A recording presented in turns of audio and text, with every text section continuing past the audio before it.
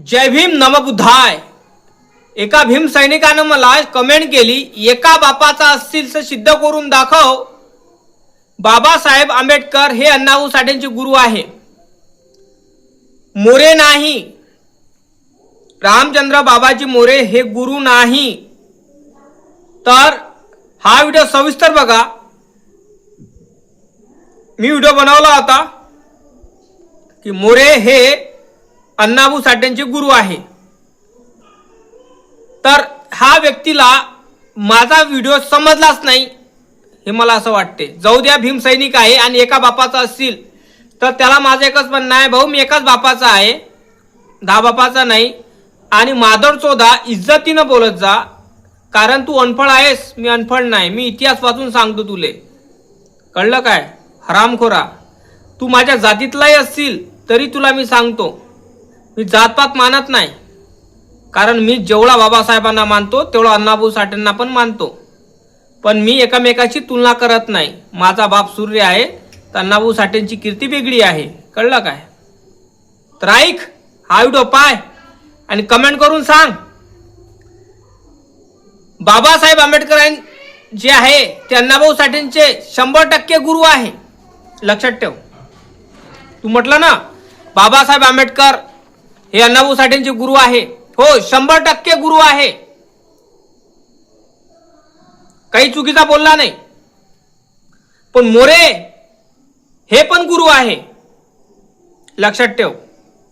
रामचंद्र बाबाजी मोरे हे पण गुरु आहे आणि बाबासाहेब आंबेडकर हे पण गुरु आहे।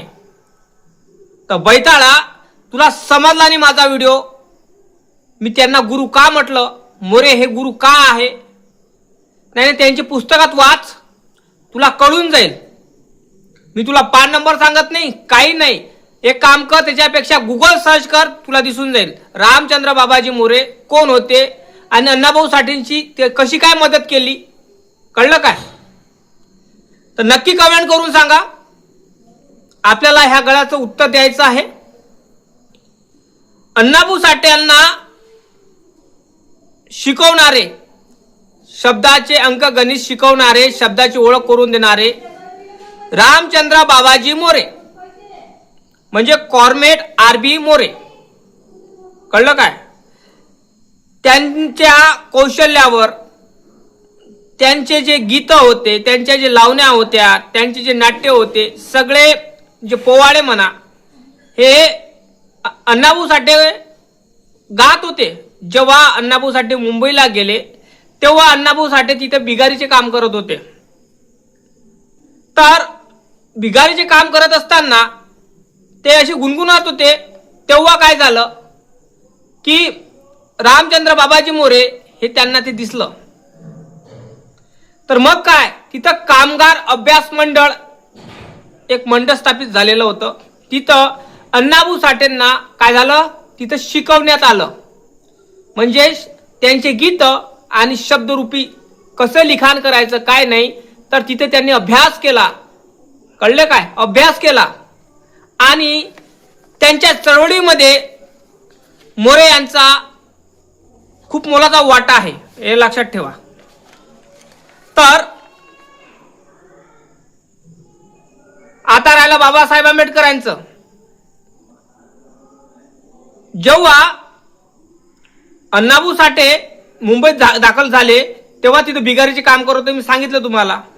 मग अंकगणित, शब्द लिखित कसं कागदात उतरायचं हे मोरे साहेबांना शिकवलं। आणि मोरे साहेब कोण, बाबासाहेबांचे अनुयायी। 14 तळ्यात जे 14 तळं होतं ना, त्या सत्याग्रहामध्ये बाबाजी मोरे हे दाखल होते, तिथे त्या चळवळीत होते।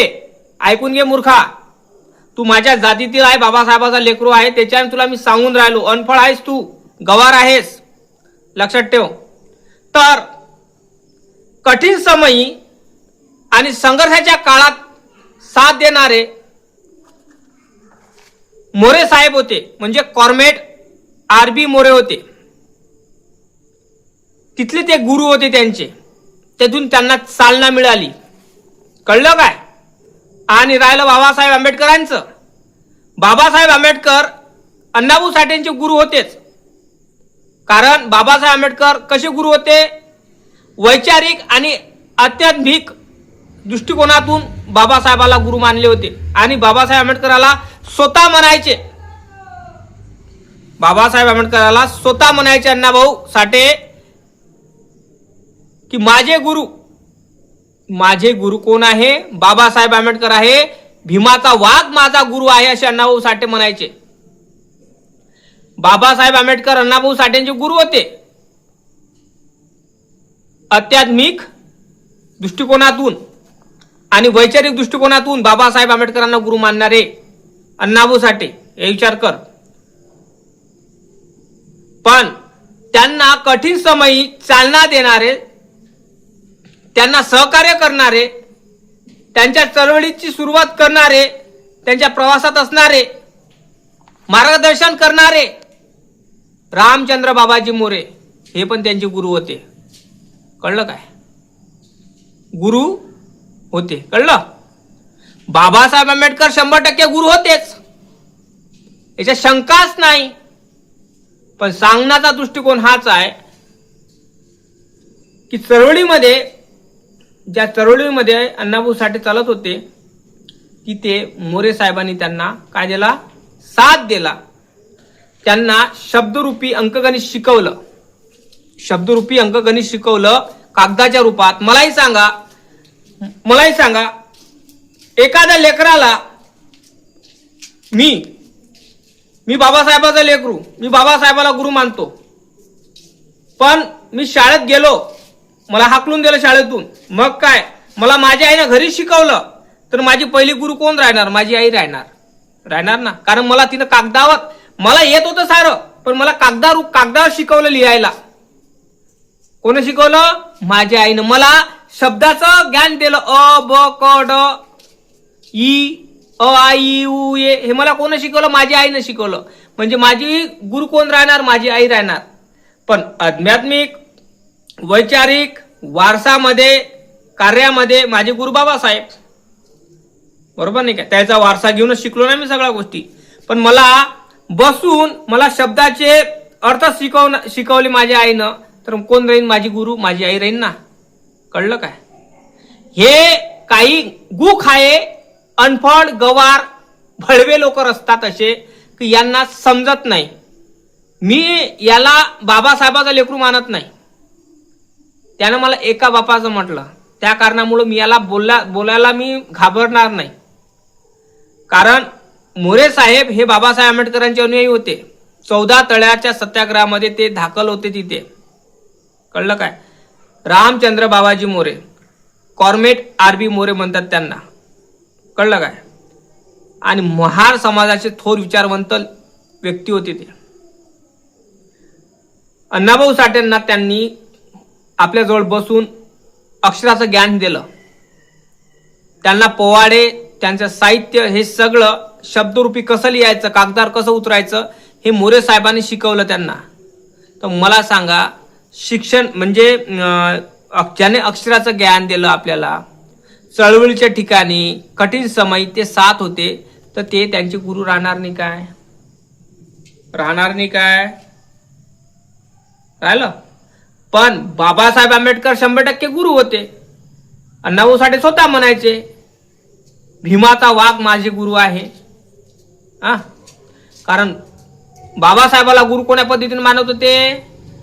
आध्यात्मिक दृष्टिकोनातून आणि वैचारिक दृष्टिकोनातून बाबासाहेबांना गुरु मानत होते अण्णाभाऊ साठे. कळलं काय? हे असे लुच्चे लोकांना समजल का? नाही समजणार ना. कारण बाबासाहेबाला अण्णाभाऊ साठे आराध्य दैवत मानत होते,